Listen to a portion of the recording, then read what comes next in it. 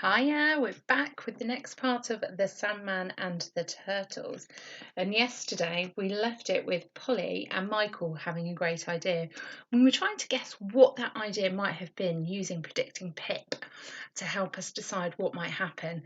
Did you have any ideas? Nobody wrote any comments for me, so I don't know what all your fantastic ideas were. So maybe you could add them on today. I know it was posted very late yesterday because YouTube was being a bit silly, so I'm sorry about that. But this is the next bit, and we're going to find out what Polly and Michael's idea was. "Please, Mr. Sandman," said Polly, "can you take us over there, to Coracle Island? No one's been over there, not since Sergi What's-his-name turned himself into a seagull and flew off home to Russia. That's what Dadsy said. Oh, please, we could ride on the turtles." The Sandman thought for a moment.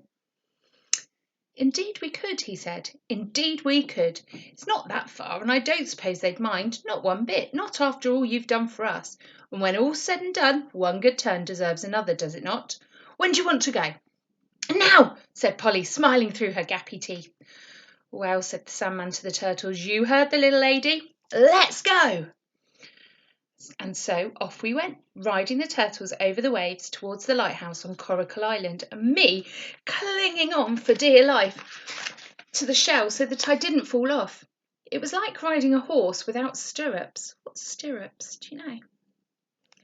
It's what's used to keep feet in and hold on, isn't it, on a horse? Not that I've ever done it, but you know what I mean. You cling on and you hope. The turtle's shell wasn't shell at all, but leathery and slimy, and I kept slipping and sliding. But what worried me the most was the thought that any moment my turtle might decide to dive and swim on underwater. I was grinning with terror, doing my very best not to look frightened. Polly looked across at me, laughing and shrieking with delight. "Gee up!" she cried. "Gee up!" And the three of us ploughed through the sea. The Sandman's turtle was a good deal lower in the water than ours, as you might expect. Why do you think his turtle was lower?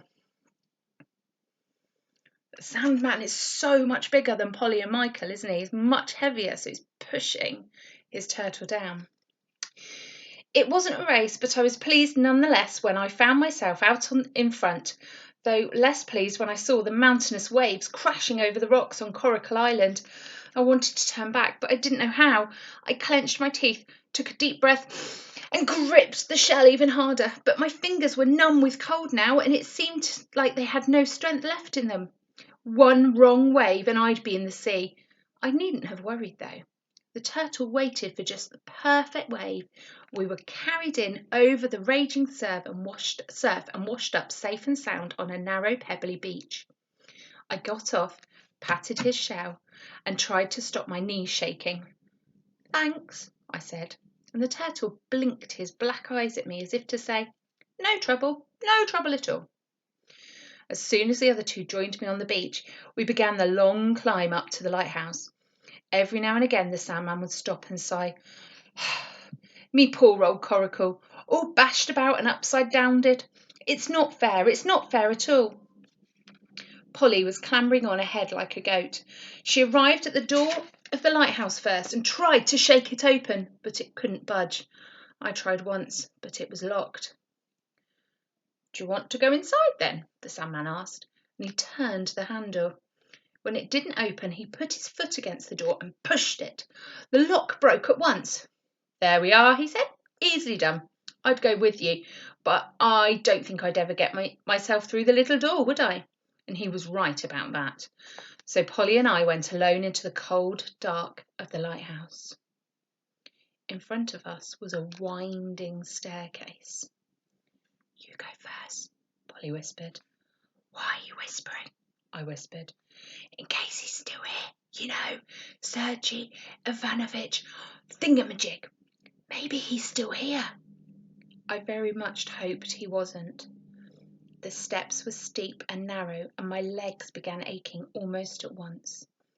85 steps I counted, until we came at last into a large round room with a table in the middle of it and a chair. There was nothing on the table except a teapot and a tin. Polly opened the tin. "His Welsh cake tin, and it's empty," she whispered. I took the lid off the teapot. There were just a few dry tea leaves inside. The clock on the chest of drawers had stopped at precisely 5 o'clock, and beside it was an empty glass and a bottle of something. I could just read the writing on the label. "It's vodka, isn't it?" said Polly. And it was.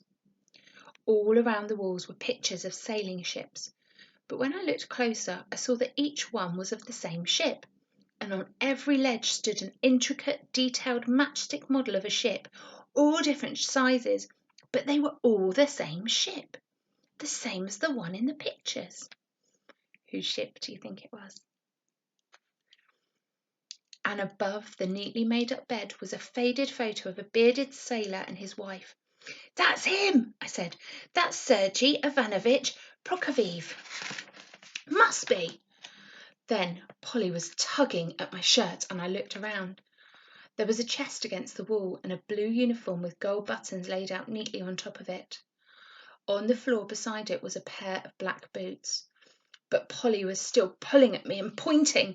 She was pointing at the window, and the window was open, just as Dadsy had always said it was. And there below it were a few white feathers on the floor. Seagull's feathers. Polly's cold hand crept into mine. "Shivery," she said. What do you think's going to happen? That's the end of chapter 2. Time to use your predicting pip skills. What do we know so far? Is Ivan Thingamajig, as Polly calls him, still there? Has he really turned into a seagull and flown away?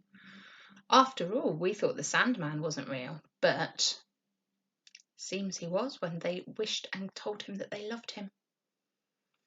Come back tomorrow for chapter 3. Find out what's going to happen next. Take care. Bye-bye.